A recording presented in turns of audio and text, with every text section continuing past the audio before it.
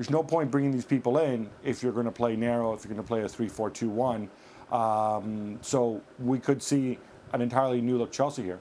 If you were Chelsea, Frank, how hard would you push to get Sterling?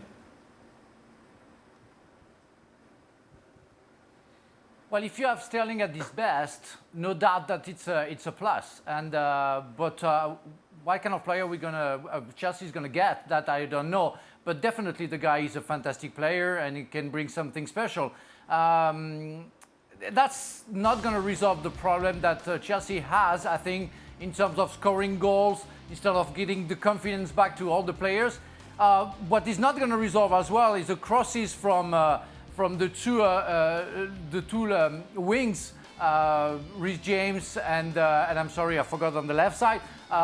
But it's going to be tricky to not find somebody who can head the ball, because neither Sterling, Werner, Pulisic or even Mount are capable of giving something special from crosses. Maybe Havertz, definitely Havertz can do so, but it's not enough in the squad.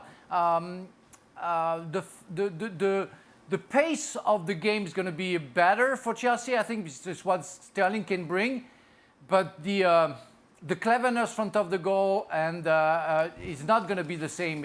Or it's going to be the same for Chelsea, because he's not going to change for me. And people are so clumsy at front. Sterling is one of those players who can miss easy goal as well. So I'm not sure. If we have the best of him, yes. Otherwise, it's a risk. We just.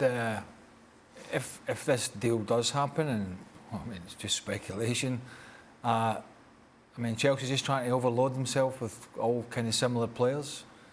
I know he can play pretty much across the front line, but so can Christian Pulisic, so can Hakim Ziyech to an extent, maybe not through the middle as a front man or a false nine, call it what you like.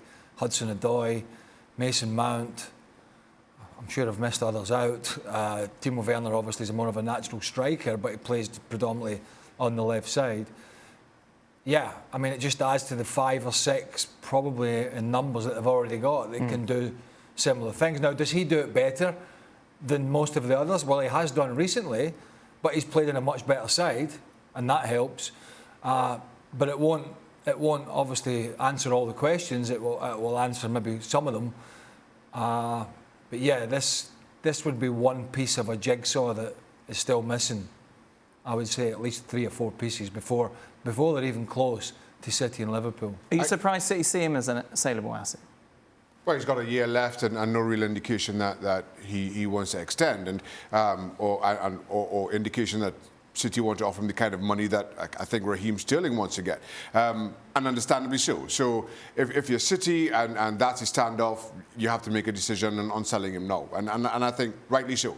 As far as to your initial question about Chelsea and how hard do you push, if the numbers are right, I think you go after Raheem Sterling, but what do those right numbers actually look like?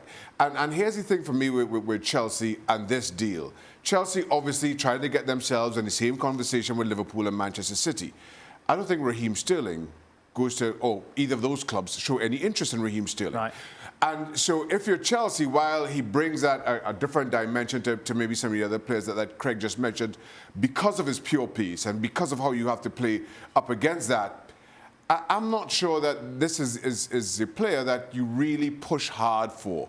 If it's available and he's interested and you can get the numbers to suit, well, okay, but you don't. This is not going to take up too much of your bandwidth in your summer transfer window.